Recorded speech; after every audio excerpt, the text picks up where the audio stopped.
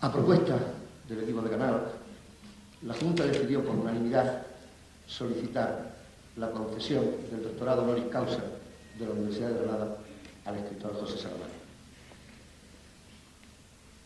Esto es algo que yo creo que es un motivo de satisfacción y de orgullo, que él lo acepte y esa petición formal en este momento le haga. Yo ya he terminado. Lo importante es la entrevista que la profesora Ángela Olaya le va a hacer a José Saramago y naturalmente su respuesta.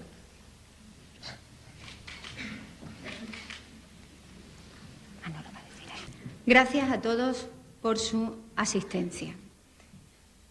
Además de esas gracias al público, quiero hacer dos agradecimientos más que me parecen de absoluta justicia.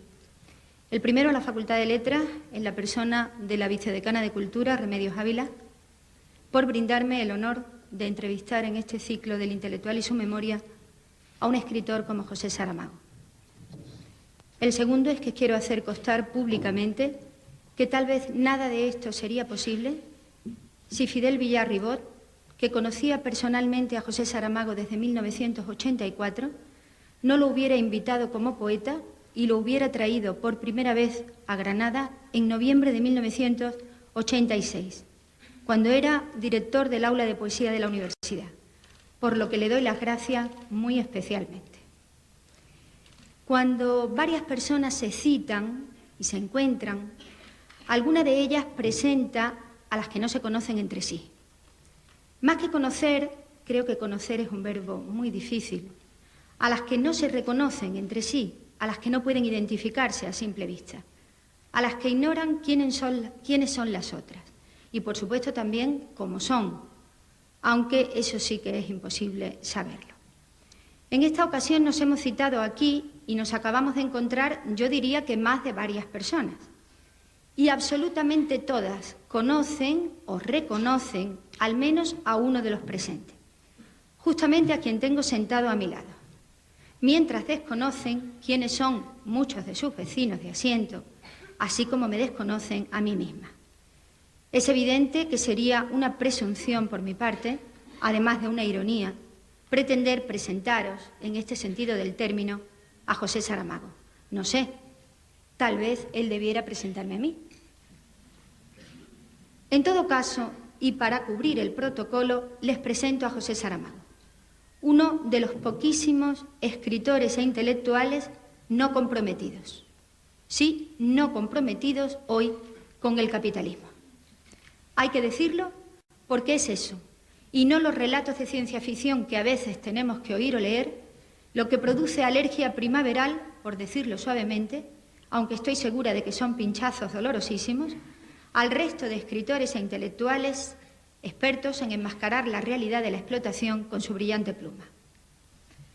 Aunque tengamos la oportunidad, creo que hoy no deberíamos tratar de desnudar al escritor José Saramago de sus libros para conocer más directamente al hombre José de Sousa Saramago, no solo porque este programa no es Esta es su vida, sino porque, habitado por sus propios personajes, letra a letra, palabra a palabra, libro a libro, él ha colocado entre él mismo y nosotros, sus lectores, a sus libros como espejos deformados en los que mirarlo y como escudos, refugios o trincheras tras los que asomarse. Pero tampoco creo que hoy se trate de realizar un seminario sobre la obra de José Saramago, con el objeto de que, a través del análisis de cada texto, veamos al escritor y al hombre al mismo tiempo saludarnos y decirnos adiós. Y eso incluso dando por hecho que en su obra narrador y autor se confunden, que él está en sus novelas, aunque no esté en ellas su vida. Sin embargo, es evidente que todos queremos utilizar esta oportunidad porque sabemos, y me permito utilizar unos versos de Bertolt Brecht, que a la buena gente se la conoce en que resulta mejor cuando se la conoce. ¿Cómo lo hacemos? Bertolt Brecht nos cuenta en otro poema cómo surgió el Tao Te Ching, mientras el maestro, el sabio Lao Tse, iba camino de la emigración. Recordad que, cansado de la maldad cada vez mayor del país, se monta en un buey llevando solo lo necesario, la pipa en que fumaba cada noche, el libro que leía a todas horas, algo de blanco pan. 4 días después se encuentra con un aduanero que, al comprender que es un maestro, ¿alguna cosa de valor? Ninguna. Pregunta al guía que lo acompaña, ¿qué ha llegado a saber? Y ante la respuesta que el agua blanda hasta a la piedra acaba por vencer, lo duro pierde. Le propone darle cobijo y le pide, escríbemelo, díctalo a este niño, no lo reserves solo para ti. El maestro contestó, quien pregunta merece una respuesta. Como saben, al cabo de 7 días, el guía dio al aduanero 81 sentencias. Y Brecht, casi al final de su poema, nos dice, al sabio hay que arrancarle su saber. Esta facultad te da hoy y siempre que tú quieras, cobijo, José, para que yo me convierta en aduanera y trate de forzarte a ese ejercicio de memoria característico de este ciclo, que aunque pueda ser doloroso, es un antídoto contra el olvido. Y el olvido sé que es para José Saramago la verdadera muerte. Ahora bien, prometo no hacerte 81 preguntas. Antes de pasar a la primera, te voy a plantear una cuestión que un amigo tuyo y mío llamaría básica para prevenir a la sala de lo que podría pasar. Que mientras urdes tus respuestas o comentarios, podamos estar asistiendo en vivo a la forja, a la fabulación de un nuevo relato, de una nueva novela. Tú dices que nosotros habitamos... Tú dices que nosotros habitamos en la memoria, en la memoria que tenemos de las cosas. Insistes mucho en la importancia de la memoria porque te parece que vivimos o habitamos, y creo que diferencias entre vivir y habitar, en ella. Además de otras posibles interpretaciones, quieres decir que un escritor, un intelectual, pero no sé si te parece que es igual o distinto, en el caso de cualquier otro hombre que ni sea intelectual ni escritor, hace un uso ficticio de la memoria, que siempre se reconstruye el pasado inventándolo.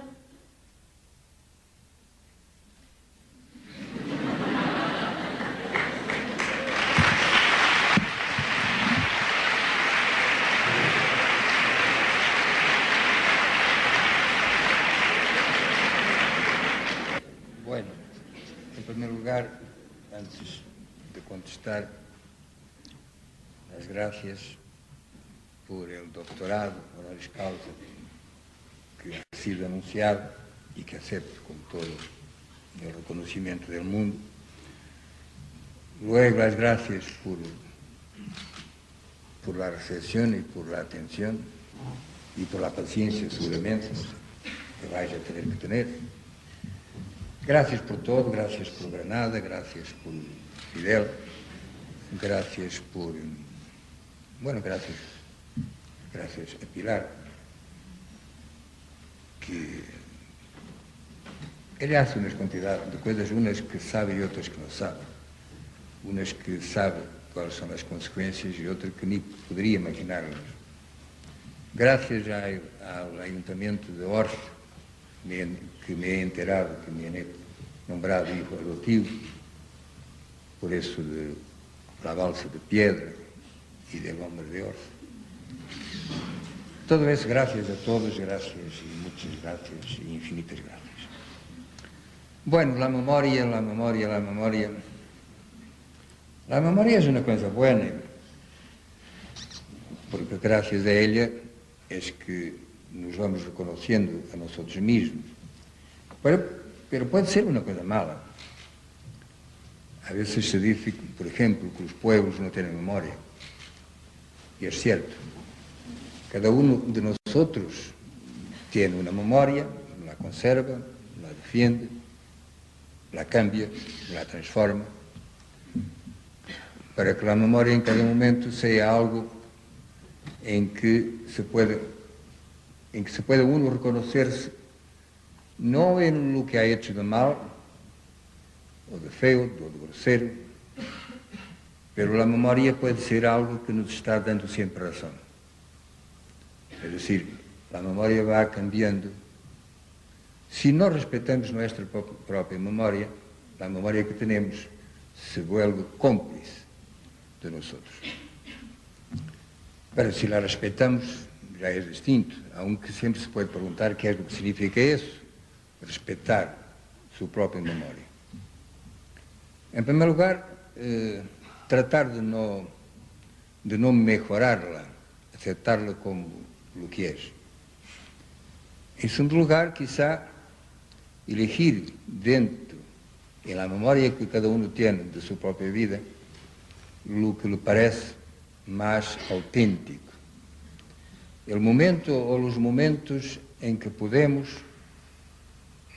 y puede que no sean todos ellos favorables a una idea simpática que busquemos tener nosotros mismos. Incluso puede que haya sido la memoria de un momento difícil, complicado, en que ha sido necesario tomar decisiones que en ese momento parecían absurdas y que con el tiempo, bueno, pues se confirma que realmente eran absurdas o uno se da cuenta que era lo único que podría haber hecho.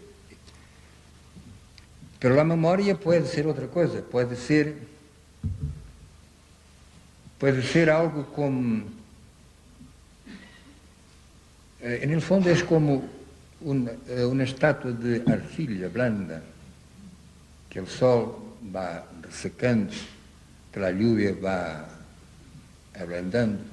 Siempre es arcilla, pero siempre está cambiando. Lo bueno, o lo que sería útil, sería reconocerse en la arcilla auténtica, aunque todo lo demás cambie, uno puede respetar su propio origen, su propio lugar. Cuando yo digo lugar, el lugar que uno tiene en el mundo, reconocerse ahí. Y eso me lleva, en mi caso personal, aunque esto pueda parecer sorprendente, que la memoria, cuando yo digo que nosotros habitamos en una memoria, vivimos en un lugar, pero habitamos en una memoria que puede ser memoria de ese lugar, pero que puede ser memoria de otro lugar. Si me preguntan en qué lugar de la memoria yo habito, en el sentido más auténtico de estar y de seguir estando, yo diría que sigo estando en mi pueblo. Y cuando a veces digo lo que igual puede sorprender, porque uno tiene esta idea que me parece un poco absurda, o no será tanto, si nos damos cuenta que todos lo piensan, que la vida es una especie de carrera para llegar a algo a que normalmente podemos llamar realización. No sabemos muy bien qué es lo que quiere decir eso, pero lo decimos, triunfo, éxito. Pero quizá la vida no sea eso, quizá la vida sea sencillamente eso, de estar en ella, de estar en el mundo e interrogarse sobre qué es lo que uno está haciendo aquí. Y yo creo que el momento en que uno se pregunta más qué es lo que está haciendo, aunque la pregunta no la proponga, es cuando uno es niño. Entonces si me preguntan, pero ¿y usted a dónde se ve? ¿A dónde se encuentra? Y yo podría decir que yo me encuentro cuando tenía 8 años o 9 años en el pueblo. Y me preguntaba, sin preguntarme, porque el niño no se pregunta, el niño hace preguntas a los demás, pero el niño no se pregunta a sí mismo. Pero él está allí. Y cuando yo escribiré un día, espero poder hacerlo, un libro que se llamará El libro de las tentaciones, y que tiene una epígrafe que dice algo tan extraordinario como esto: déjate llevar por el niño que has sido. Y me pongo a imaginar una situación en que cada uno, yo no diré cada uno de vosotros, porque la mayoría sois demasiado jóvenes, porque el niño que habéis sido está demasiado cerca de vosotros. Pero outros más que estão aqui, mais maiores, Porque el niño es como si fuera una especie de fatalidad. Uno tiene que pasar por allí, pero pronto se olvidará. Pero yo creo que no. Yo creo que el error más grave que se puede hacer es olvidar a ese niño. Y cuando yo me pongo a imaginar una situación en que yo, por ejemplo, cuando salga de aquí, o ahora mismo, al lado mío aquí hay una silla donde no está Ángela Olaya. Hay una silla invisible y aquí está un chico que tiene 7 o 8 años y que se llama José de Sousa Saramago. Si pudiéramos ir por la vida llevados de la mano por ese niño, no seríamos nunca uno, seríamos sempre dos en uno en dos. No es porque yo imagine que el niño es la situación ideal de la vida, que es como una especie de edad de oro. Pero el niño lo tiene todo, aunque no lo sepa. El niño de mi pueblo ese no sabía que llegaría al premio Nobel. Y tampoco el premio Nobel estaba en su vida, esperándolo.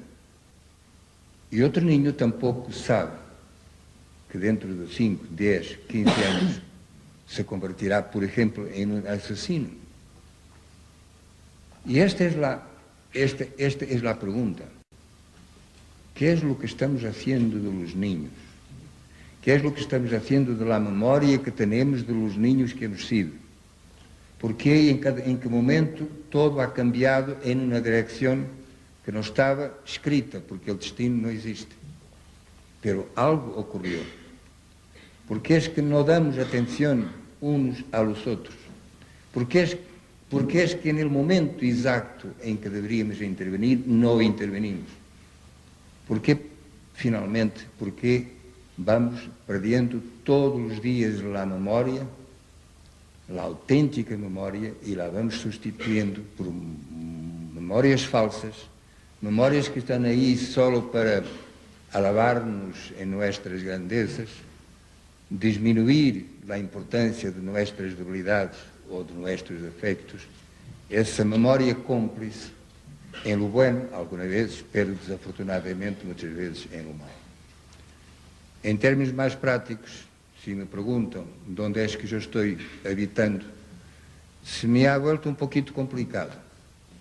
Porque quizá não seja por uma casualidade que sempre hemos ouído dizer que quando se chega a uma idade é como se o círculo se estivesse completando, e aunque não esteja volviendo ao lugar onde começou, pode que o lugar onde está tenha alguma similitud, não no paisaje, não em nada do que é aparente, mas em algo de muito mais profundo.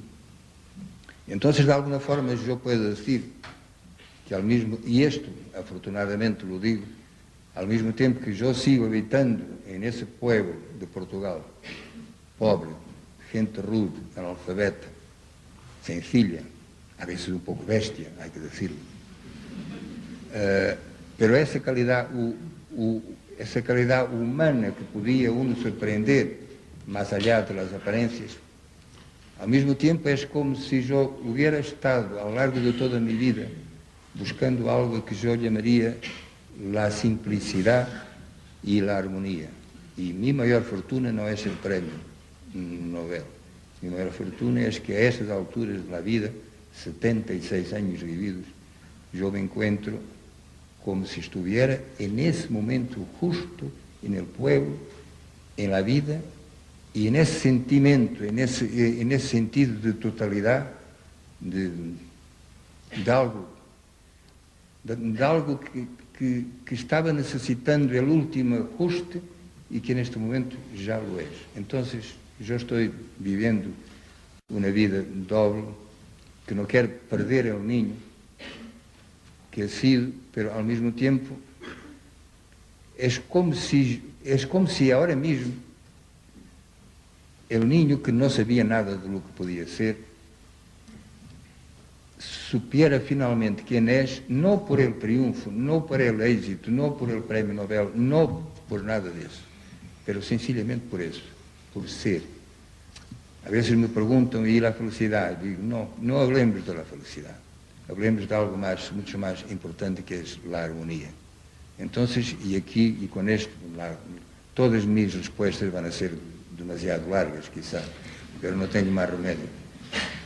Es que en el fondo es esto, es llegar a ese momento en que uno no pide nada más a la vida. Y no es porque lo tenga todo, es porque cree que por lo menos tiene todo lo que necesitaba. Y aquí no cuentan los bienes materiales, aquí eso no cuenta. Lo que cuenta es que la piedra más sencilla que tú tienes en la mano se puede convertir en una especie de amistad. Llegar a este punto, yo creo que es lo mejor que se puede desear. Eso, ¿qué es lo que llevaba? La pipa y el libro. Es decir, ligero de equipaje. Y se va a preguntar, ¿pero usted cómo puede decirlo? Hace 4 o 5 meses le han regalado $1 millón, porque está hablando de ligero de equipaje. Es que se puede tener todo eso y seguir siendo aquí ligero de equipaje. Y eso es lo que cuenta. Voy a pasar a la primera pregunta. No era una pregunta. Era una cuestión previa. Venga la pregunta. Supongo que te acuerdas de Álvaro de Campos diciendo, siendo portugueses, conviene saber qué somos. O nunca me siento tan portuguesamente yo como cuando me noto diferente a mí. No intento emular al barón de Secondat, más conocido como Montesquieu, ni en el sentido de la pregunta, ni en el sarcasmo con que la realiza en 1721. Pero lo primero que quiero preguntarte es esto. ¿Es usted persa, señor Saramago? ¿Nos queda la esperanza de poder ser persas si queremos? Bueno, yo creo que todos somos persas. Siempre somos persas, es decir, el otro nos mira como a persas. La mirada que nos convierte en persas es la mirada del otro. Y el otro, cuando nos mira y nos mira como a persas, cuando nos convierte en persas, significa eso que no nos reconoce como su semejante. Cuando Montesquieu se preguntaba, no él, pero en la boca de un personaje de su libro, pero ¿cómo es que se puede decir persa? Esa es la demostración más clara, más rotunda de la incapacidad de entender el otro. Si uno se pregunta cómo es que se puede ser persa, es porque solo se sabe reconocerse como quien es. No reconoce al otro en su identidad, en su diferencia, en lo que sea, lo que hace que el otro no sea yo. Y en esa pregunta que puede ser, que la causa, el motivo de esa pregunta, que puede ser, en los casos más inocentes, una simple pregunta de quien quer saber, ingênua, puede ser al mismo tiempo la muestra del desprecio. ¿Cómo es que se puede ser negro? ¿Cómo es que se puede ser indio? ¿Cómo es que se puede ser pobre? ¿Cómo es que se puede ser todo lo que nosotros creemos que no somos? Partiendo de un principio de que lo que yo soy es lo bueno, es lo importante, es lo serio, es lo digno, y todo lo que no sea yo, que no soy persa, ni negro, ni indio, eso sí, eso. Entonces, pero al mismo tiempo, no aceptamos que el otro se convierta en uno de nosotros. O sí lo aceptamos condicionalmente. Esto ocurre mucho con los inmigrantes. Si yo soy francés, por ejemplo, y no quiero hacer el trabajo sucio que la sociedad necesita, importo a portugueses o a gallegos o a andaluces. Pero eso durará el tiempo que dure la necesidad. Pero si mañana se inventa una máquina para hacer ese trabajo sucio, pues los inmigrantes que parecían haber sido recibidos, pues no, se convierten rápidamente en persas y fuera. La verdad es que está por saber quiénes somos. Decimos retóricamente que somos una especie. No somos una especie.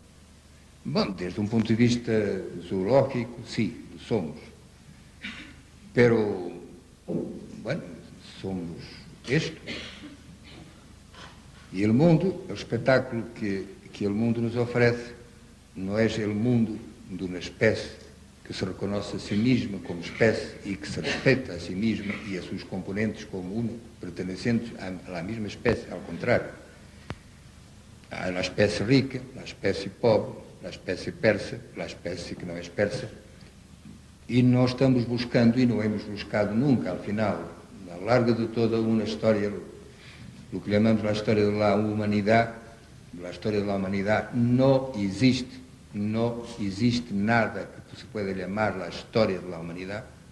Existe a história de los que han hecho na história e a que chamamos história da humanidade e onde não está a maior parte da humanidade. O reconhecimento do outro é o trabalho quizá mais difícil que se apresenta a nossas mentes. Empezar por reconocerlo, lo que não significa aceptarlo.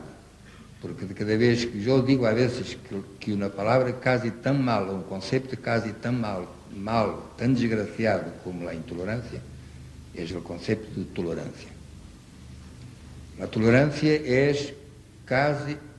A tolerância, mira, a intolerância é criminal, mas a tolerância é ofensiva.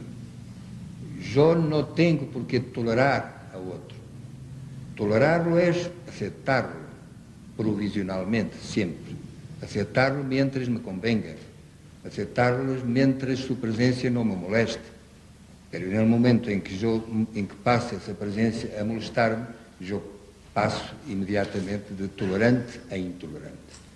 Então, acabemos com essa falácia de dizer que a intolerância se opõe à tolerância. Não. O que se opondria à intolerância seria um conceito que não existe e que seria, a palavra suena um pouco bárbara, e que seria igualância. Isso sim. Os persas vão a existir por quantidade de anos todavía. Pero bueno, se empezáramos cada de nós a dizer que também somos nós persas incluso dentro da família, é que na família também há persas, que não faltam. Quando um homem pega a sua mulher, allí há um persa. Há um que se crê que não é persa, que é ele. E há outro a quem tratam de reduzir a la condição de persa, que é ele. Isto está na calle, isto está em todo o que decimos, em todo o que hacemos. E há que estar todos os dias, a cada hora, vigilando, não a los demás, a nós mesmos, a ver se não vemos tantos persas e vemos muitos mais, os seres humanos que todavia não hemos logrado ser completamente. Tus abuelos maternos, que tanta importancia han tenido en tu vida, se llamaban Jerónimo Melriño y Josefa Caixinha. Sin embargo, tu segundo apellido es Saramago y no es un seudónimo. Cuéntanos qué pasó cuando fueron a inscribirte al registro civil. Cuéntanos qué azares pueden construir el nombre de uno. Bueno, esa es una historia divertida. Es una historia partida que no es la única, porque yo tampoco nací cuando nací. Yo no nací cuando nací, yo soy alguien que desde el principio de su vida, es decir, yo soy toda una falsedad, yo no soy auténtico. Lo que yo estoy diciendo, lo que estaba diciendo antes, no es cierto. Es decir, yo soy una mentira con piernas. El caso es que, según mi carnet de identidad, mi pasaporte y todo eso, yo nací el 18 de noviembre. No es cierto. Yo nací el 16. Bueno, esto ocurre muchísimo, y sobre todo en los pueblos. Cuando yo nací, mi padre estaba fuera a trabajar y llegó 32 días después de yo haber nacido. No estaba cuando yo nací. No sé si eso me ha hecho algún daño, la no presencia del padre, creo que no. Y lo que pasa es que para no pagar una multa, porque el plazo para declarar el nacimiento de un niño es de 30 días, lo era, creo que lo sigue siendo.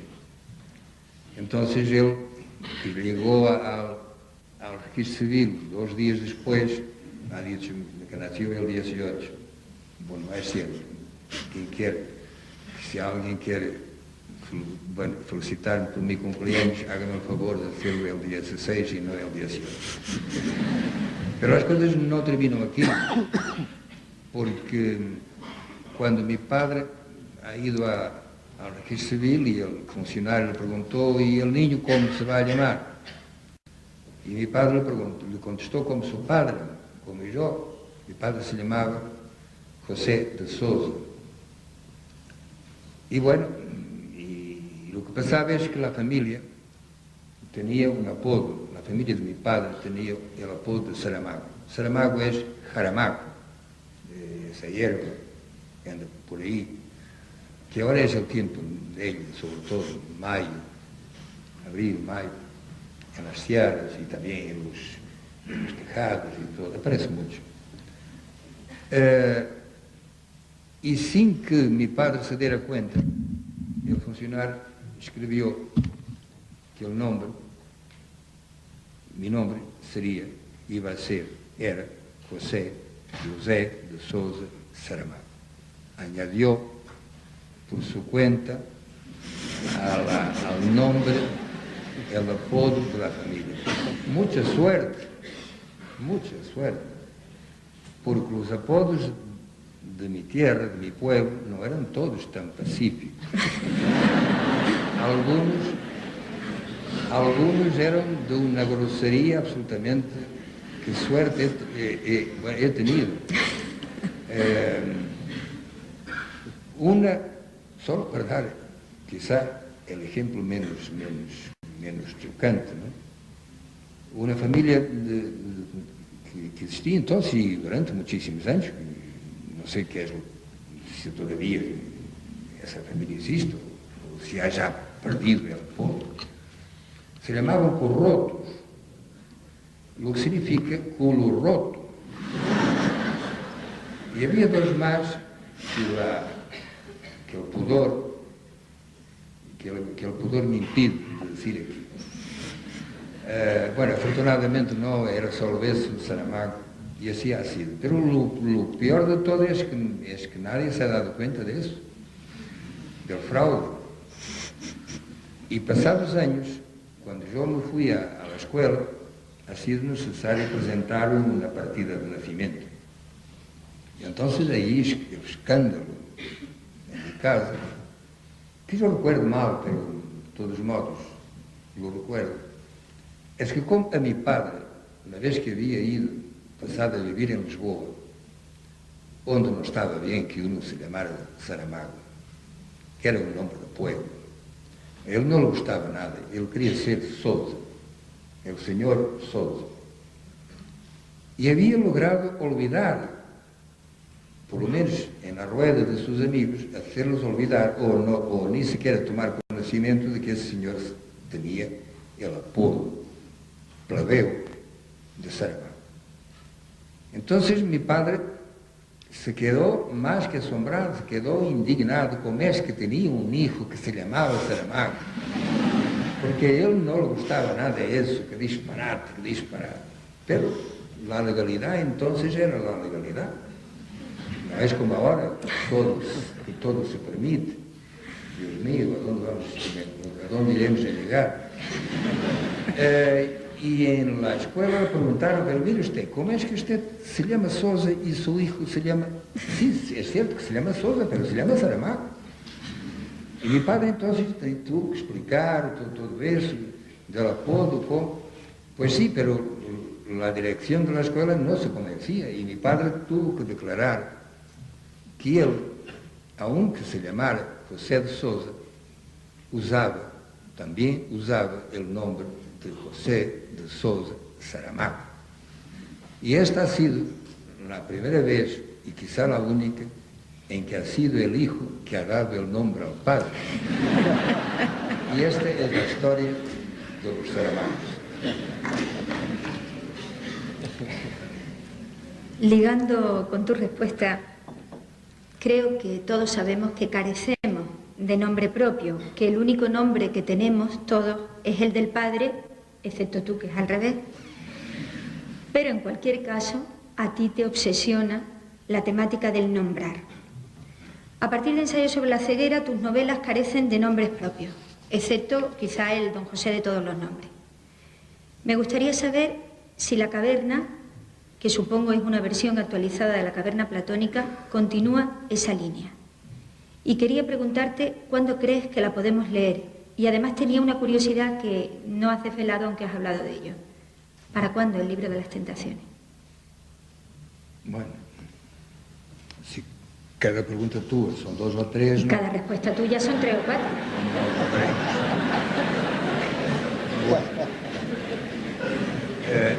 Empecemos por lo más inmediato y más fácil. Yo sí creo que vamos a tener el libro de las tentaciones, pero no sé cuándo. El libro de las tentaciones es un libro de que yo estoy hablando y en el que estoy trabajando un poco hace más de 10 años. Y es un libro rarísimo porque incluso yo no sé si habrá en él tantas tentaciones que justifiquen el título. Pero de todas formas es un libro que es una autobiografía rara, un poco extraña, porque es una autobiografía que se acabará a los 14 años. No es la autobiografía del adulto que yo soy, ni del escritor que yo soy, se acaba a los 14 años. Y esto, como ya se estarán dando cuenta, tiene una relación directa con todo lo que yo había dicho antes sobre el niño. Lo que yo quiero saber es quién ha sido ese niño.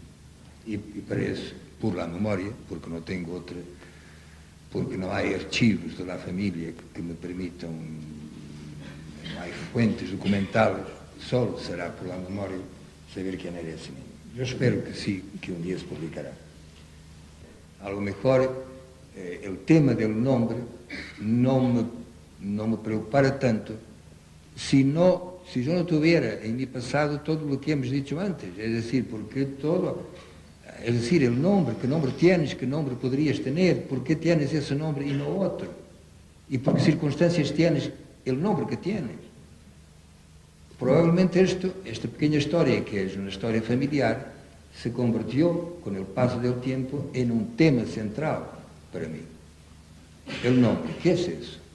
Si nos presentamos, y yo desde que llegué aquí ya he sido presentado a unas cuantas personas que no conocía de antes, y siempre me dicen fulano de tal, y yo, en fin, como soy un poquito más conocido, ya no necesito decir quién soy, ya ni siquiera necesito decir cuál es mi nombre. Pero cuando decimos el nombre, tú lo conoces, sí, se llama Joaquín, pero tú no lo conoces, si solo conoces el nombre que tiene. Por algún motivo, en el ensayo sobre la ceguera, hay un personaje que es una chica, la chica de las gafas oscuras, que es una prostituta, que en un momento determinado ella pronuncia unas cuantas palabras que, en fin, que yo las encuentro como definitivas, desde mi punto de vista, claro. Ella dice, hay dentro de nosotros una cosa que no tiene nombre, y eso es lo que somos. Y esto podría llevarnos a una conclusión que es, por lo menos, la que para mí cuenta más. Es que la búsqueda, nuestra auténtica búsqueda, es la búsqueda del nombre que deberíamos tener. Y ya está clarísimo que no se trata de ser Joaquín y pasar a llamarse Fernando. Se trata de otra cosa, que nombre tenemos, lo que significa otra cosa, quiénes somos. Y esa búsqueda, me parece a mí, que es la que estará siempre, y en este momento cada vez más, en mis preocupaciones. Por eso, el ensayo sobre la ceguera, la gente no tiene nombre, porque no lo sabe, no sabe sencillamente quién es. Claro que el nombre puede ser sustituido por algunas cosas que identifican a la persona. Por ejemplo, en el ensayo sobre la ceguera hay un señor que es el médico, y una señora que es la mujer del médico, y la chica de las gafas oscuras, y esto. Y esos son nombres, pero no son nombres en el sentido propio, en el sentido auténtico que damos a eso. Pero lo que pasa es que en los tiempos que estamos viviendo, porque no es por un capricho do autor, no es por una casualidad, no tiene nada que ver con eso, que en estas dos novelas los personajes no tienen nombre. Y no lo tienen porque nuestro nombre, y ahora no estoy hablando de ese a que se refería la chica de las gafas oscuras, nuestro nombre, el nombre que tenemos, José, Fernando, Joaquín, María, Natalia, lo que sea, cada vez tiene menos importancia. Y hay un precedente que no deberíamos olvidar, porque ayuda a entender mejor las cosas, que en los campos de concentración nazis, lo que se tatuaba en el brazo no era el nombre, era el número. Y nosotros nos estamos convirtiendo cada vez más en números. El número de la cuenta bancaria, si la tenemos. El número del carnet de identidad. Y ahora, más recientemente, pero ya lleva unos años, el número de la tarjeta de crédito. El número más importante de nuestra vida es el número de la tarjeta de crédito. Sí. Porque la verdad es que en una tarjeta de crédito puede estar un nombre, pero puede ocurrir, y seguramente ocurre, que hay otras personas con ese nombre. Por lo tanto, el nombre no cuenta, lo que cuenta es el número sí que puede ser único. Y nos están convirtiendo en eso, en números, y más, en los tiempos que pasan. Si yo hago un viaje largo, y se compro algo en China, y luego me quedo en un hotel en Nueva York, y después bajo hasta Buenos Aires, donde entro en un restaurante, y todo esto yo lo voy pagando con una tarjeta de crédito, en la central, o como se llama, donde todo esto, a quien todo esto interesa, poquito a poco empieza a definir una personalidad de cliente. Yo paso a ser cliente. En los supermercados ni siquiera eres un comprador, o el feligrés, o lo que eres, es el cliente. Nos están convirtiendo, y eso lo sabéis todos, en máquinas de comprar. Y esas máquinas de comprar se definen por sus gustos, por sus tendencias, y es en ellos, tendencias y gustos, que pienso cada vez que sea necesario lanzar un producto, porque hay que saber para quién y cómo y por cuánto lo van a comprar. Todo esto parece que no tiene nada que ver con la literatura. Sí, quizá no tenga, pero la literatura tiene que ver algo con esto. Y si yo no doy nombres a mis personajes, es porque me estoy dando cuenta que los nombres cada vez tienen menos importancia. Y si es verdad que en la novela todos los nombres, donde no hay nombres, sino un nombre, el señor José. Que yo me gustaría aclarar que el señor José no es mi alter ego, que yo no me reconozco en él, en nada, y si se llama señor José no es por una especie de, como diría yo, para que el lector entenda que es una especie de doble mío. No, es que yo, como es un personaje insignificante, y los que han leído la novela lo saben, yo tendría que darle un nombre insignificante. Y tengo que, con perdón a todos los Josés que estén aquí, me ha parecido que el nombre más insignificante de todos era mi propio nombre. Por eso es que se llama señor José, no por otro motivo. A ver, José, tus mujeres, me refiero a las mujeres de tus novelas. Bueno, a ver, Pilar está ahí.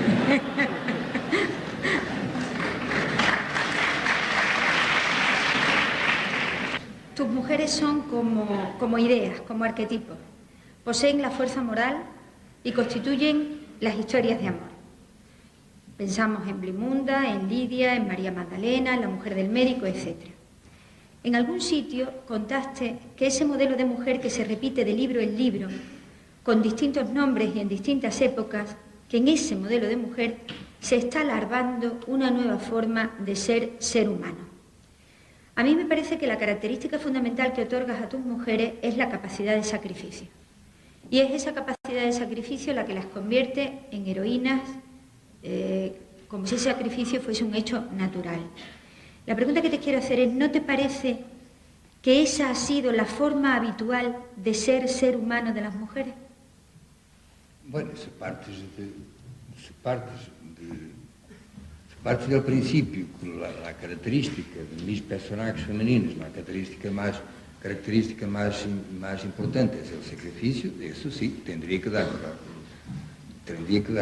la razón, pero yo no reconozco, a mí no me parece nada que lo que caracteriza mis personajes femeninos sea el sacrificio, que no, y que hago un recorrido rápido por toda esa gente y que no. Mira, Blimunda no se caracteriza por eso, se caracteriza por la fuerza, por el carácter, por la clarividencia, por la capacidad de inventar, por la capacidad de hacer mover las cosas, de ver más allá que la apariencia. De sacrificio, ninguno.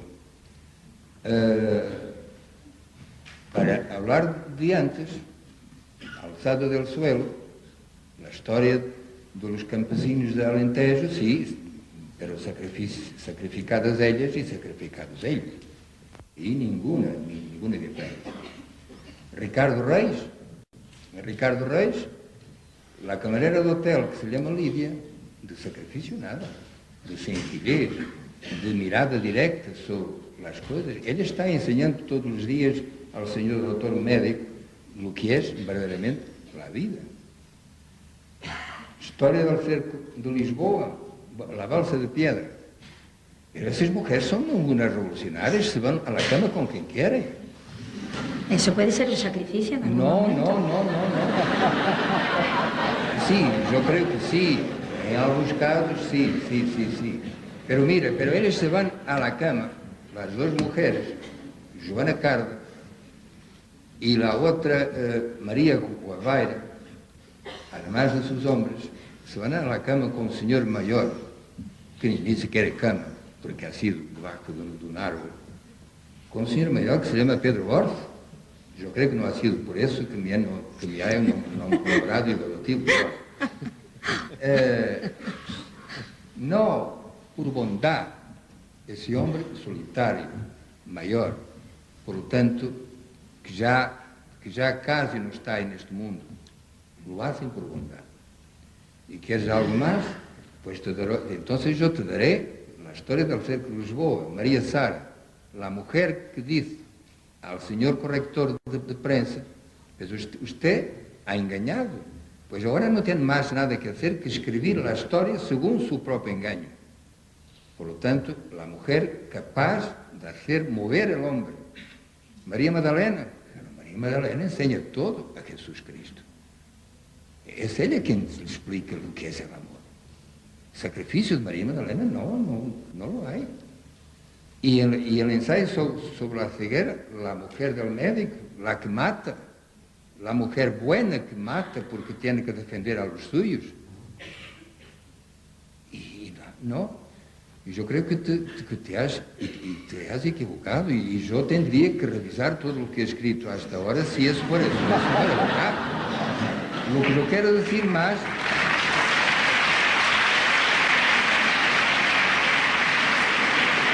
Pero parece que, por lo tanto, ao contrário dessa característica da mujer sacrificada e que se sacrifica a ela mesma, eu tenho umas cantas qualidades que pongo na mulher, que são mulheres que não existem, que não han existido nunca, pero que me gostaria que existieran.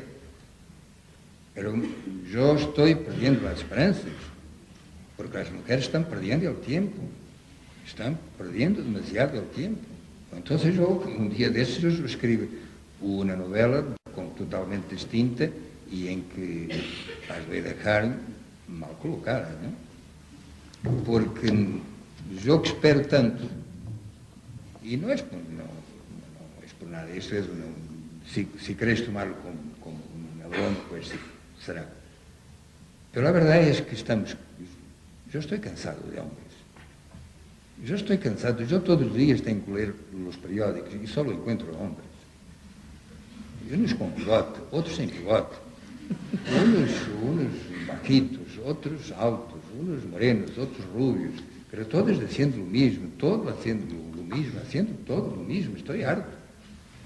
E me dou conta que as promoções se preparam para repetir todo isso, com bigote, sem bigote.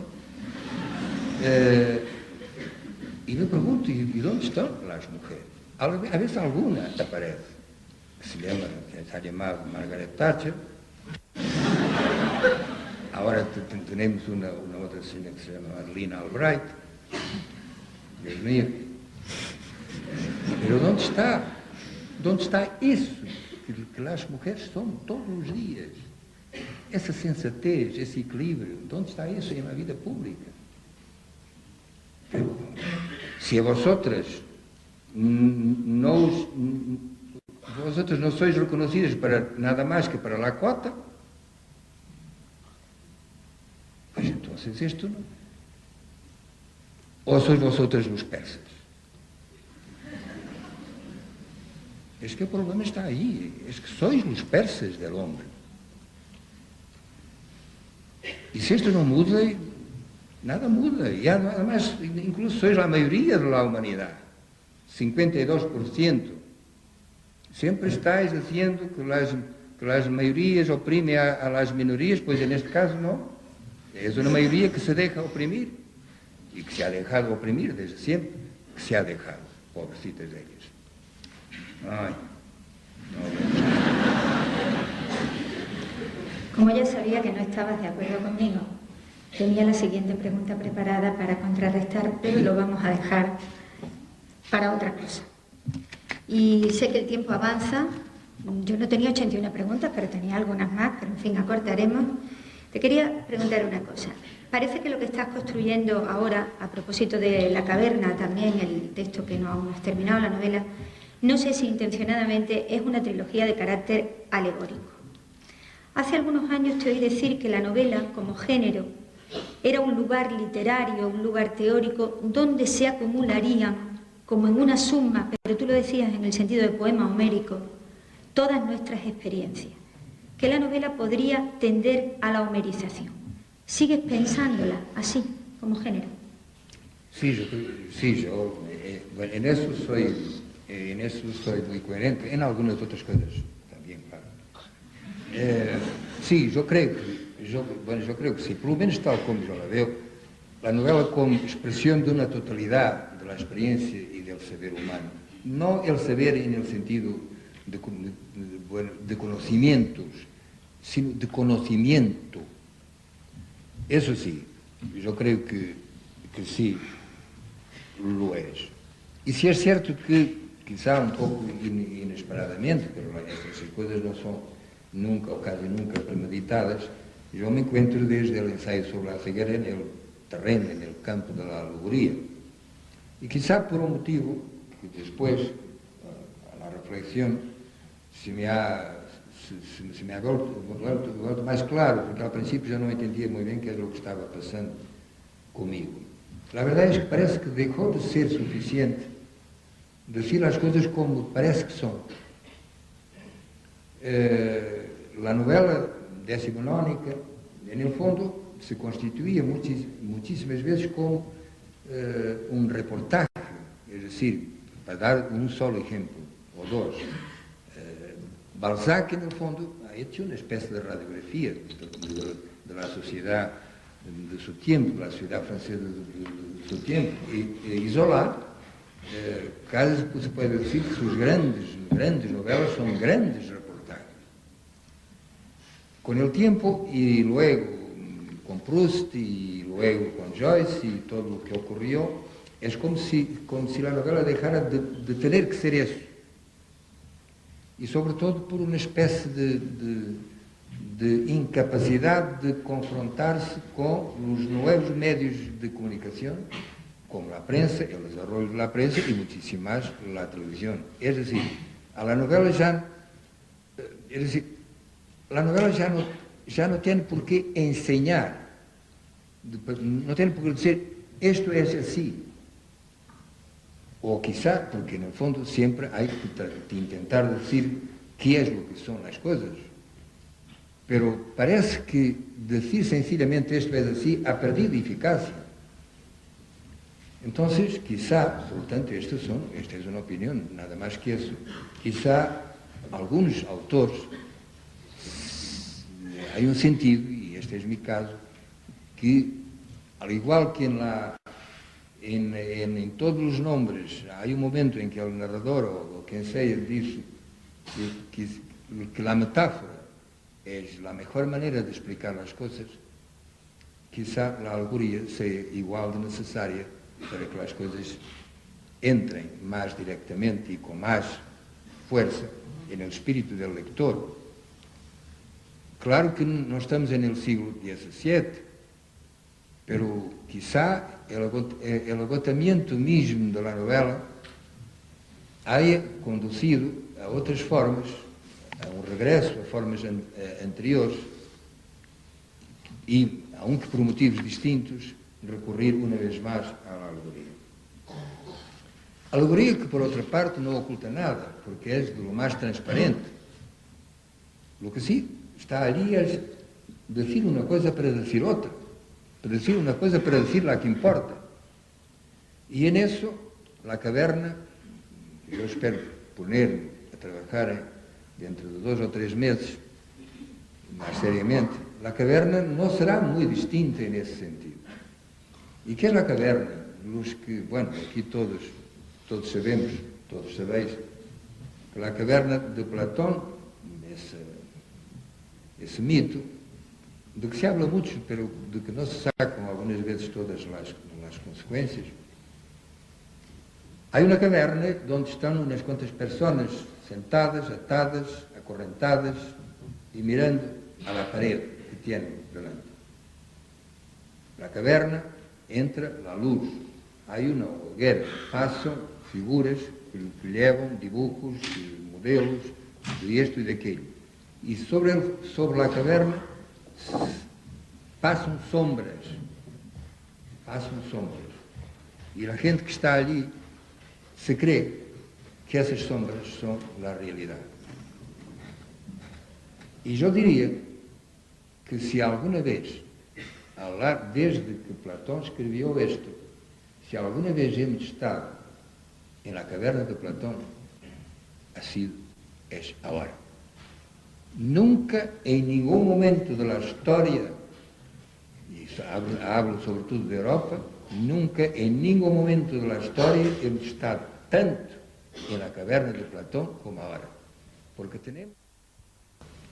tenemos una pantalla, una pared delante de nosotros.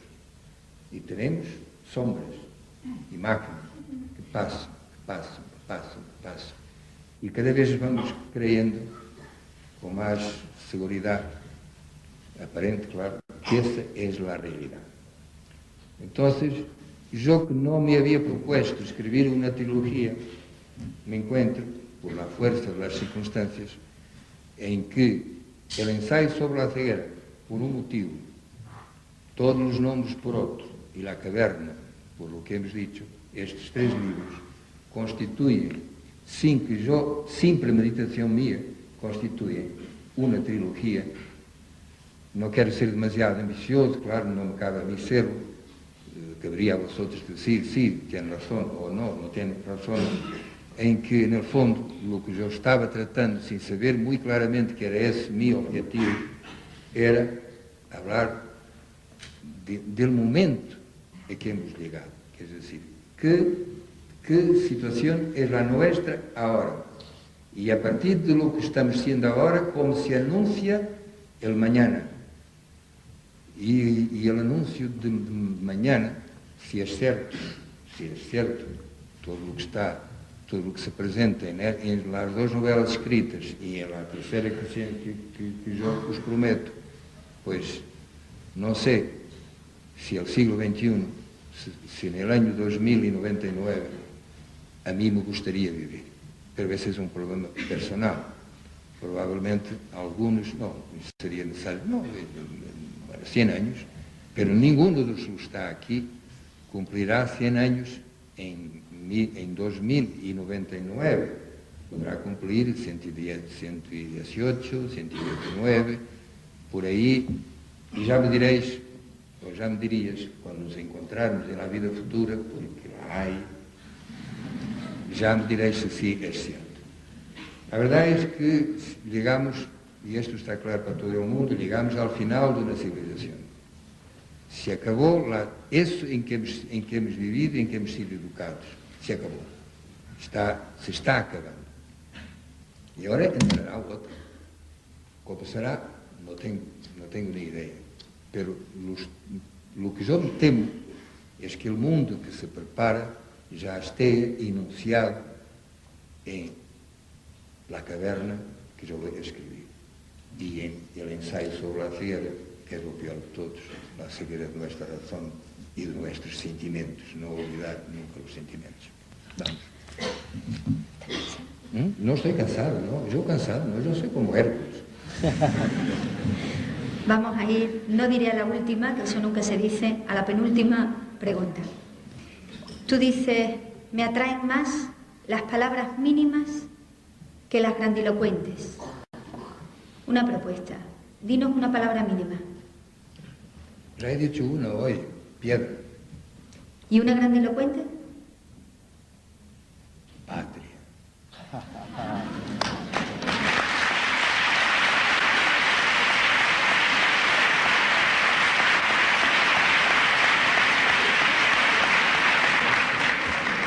Pero, atención, patria como yo he dicho. Patria.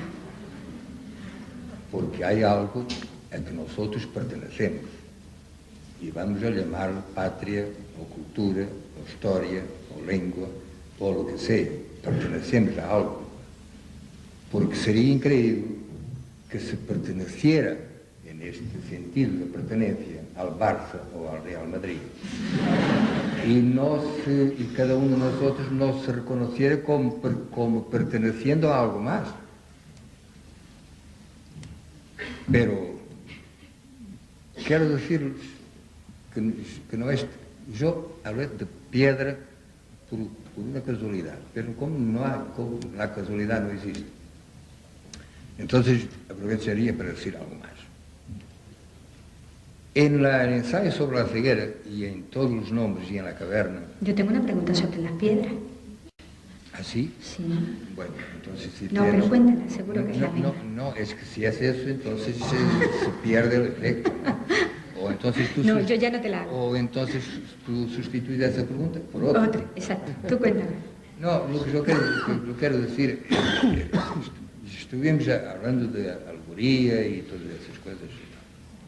Pues yo me encuentro, yo me veo a mí mismo como si hasta el Evangelio según Jesucristo, lo que yo estuviera haciendo sería describir una estatua. ¿Qué es una estatua? nosotros decimos, bueno, una estatua es una estatua, y punto. No, vamos un poquito más allá. Pilar me está diciendo allí para reducir. No, que te acerques. Ah, que me acerque. Es como ella a veces me dice, apúntame el reloj y todo eso, creí que era eso. No, bueno. Pues sí, realmente hay que acercarse más. Sí, de acuerdo, la estatua es la estatua, pero si tuviéramos que tomar atención a lo que eso significa, llegaremos a la conclusión que la estatua es la superficie de la piedra. La estatua, eso que llamamos estatua, es la superficie de la piedra. La piedra es, esa superficie es que nos está diciendo, yo soy una estatua. Pero, más allá de la superficie, ¿qué es lo que hay? Ya no es estatua, es solo piedra. Entonces, es como si a partir del ensayo sobre la ceguera yo hubiera pasado de la superficie de la piedra, la estatua, al interior de la piedra. Esa piedra que puede ser o todo, que en aquel caso es una estatua, pero podría ser qualquer outra coisa. E al igual que nosotros, que podemos ser qualquer coisa, essa piedra espera el uso. De igual modo, nosotros esperamos el uso que vamos a tener. E aqui há dois usos. El uso que os outros van a hacer de nosotros y el uso que cada uno de nosotros hace de sí mismo. Entonces, esa búsqueda de la piedra, de lo que está más allá de la apariencia, que en el fondo no es ni más ni menos lo que ha dicho la chica de las gafas oscuras, hay dentro de nosotros una cosa que no tiene nombre y esa cosa es lo que somos. Eso es lo que aparece como preocupación mía en las dos novelas últimas y, claro, como já habéis notado en la tercera. Por tanto, es pasar de la estatua a la piedra.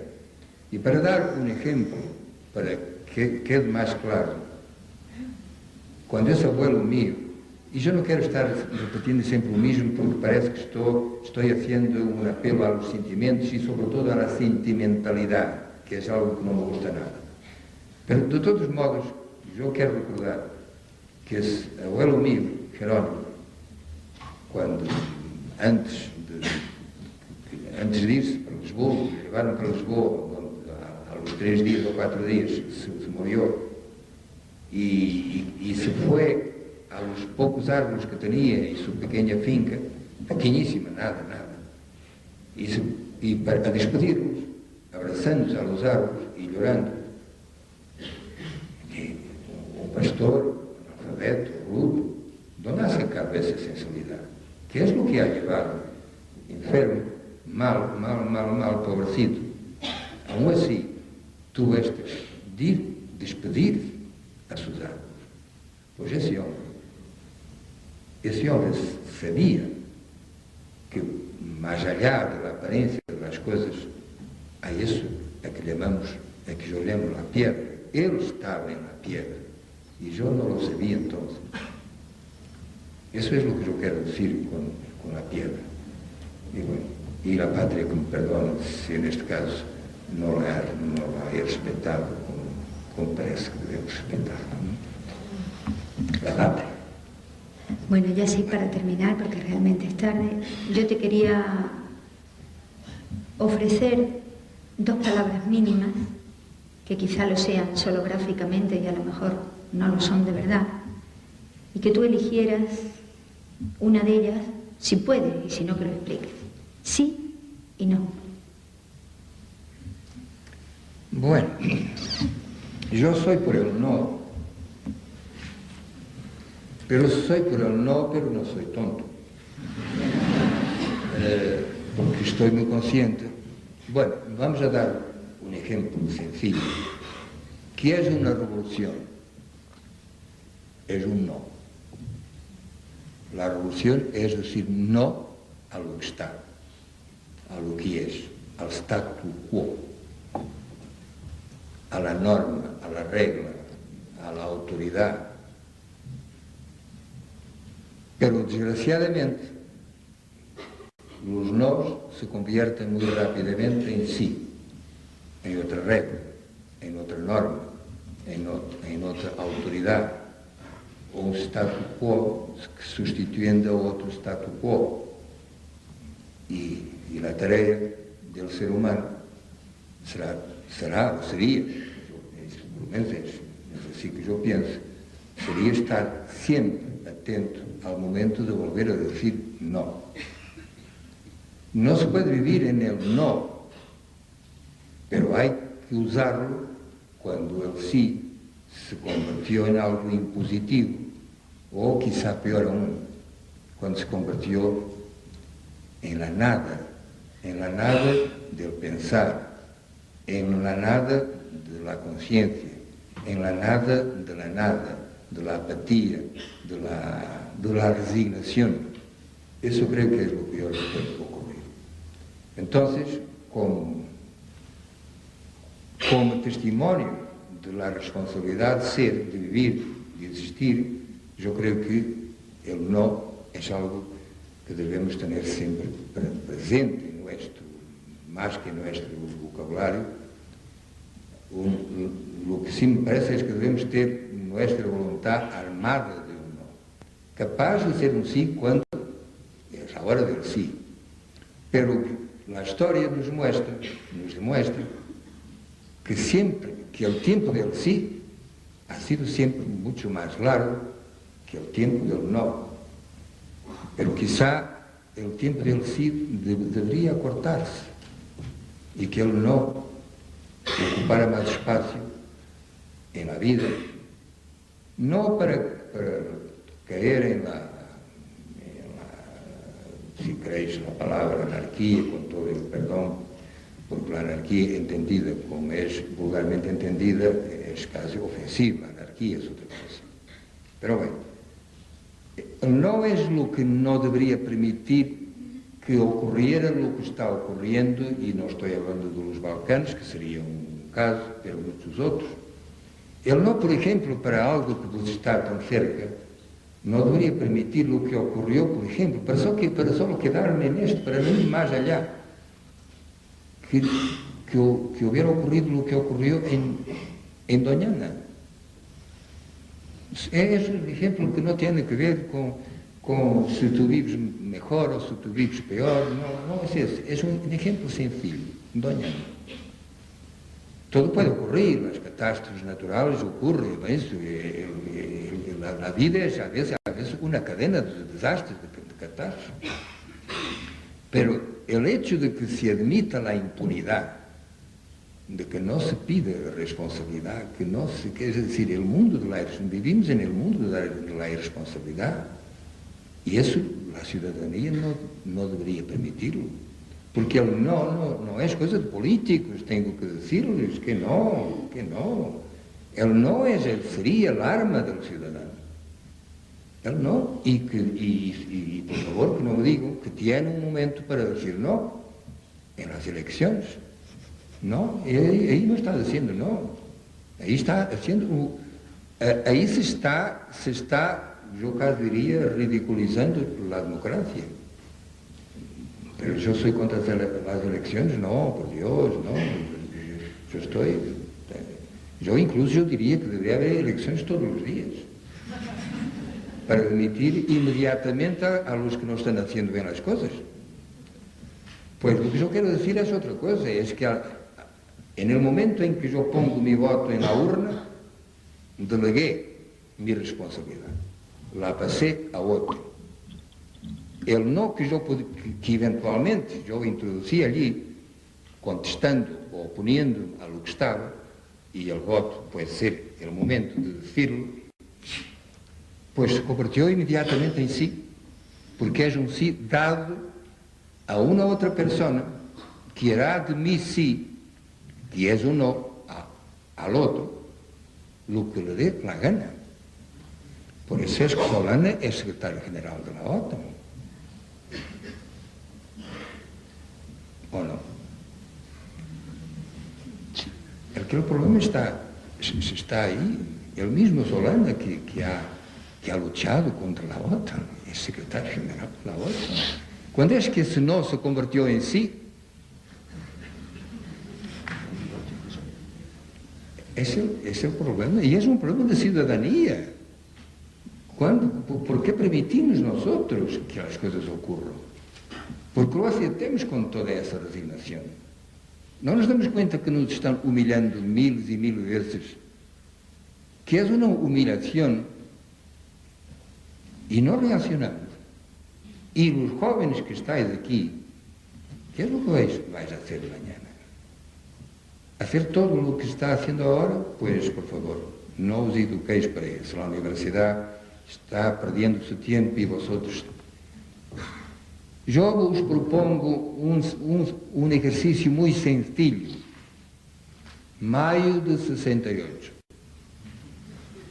El mayo de 68. Pasaron 30 años.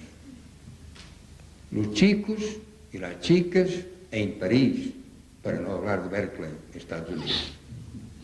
Queremos con París. Los chicos y las chicas del mayo de 68, que tiene ahora ¿cuántos años? 45, 47, 48, 50. ¿Dónde están? ¿Qué hacen? ¿Cómo piensan? ¿Cómo se comportan? ¿Qué es lo que ocurrió? El no de entonces se convirtió en sí. Si vosotros vais a prolongar la vida del sí, bueno, qué decepción voy a tener en los últimos años de mi vida.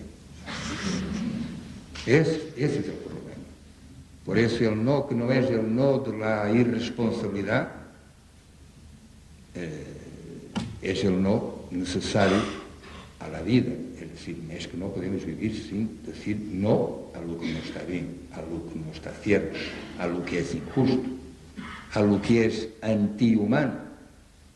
Y de ejemplos de o de inhumanidad, para decirlo así, nos faltan todos los días. Y el no tiene que salir de nuestras bocas y mucho más que eso, de nuestras conciencias. Ya está. Gracias.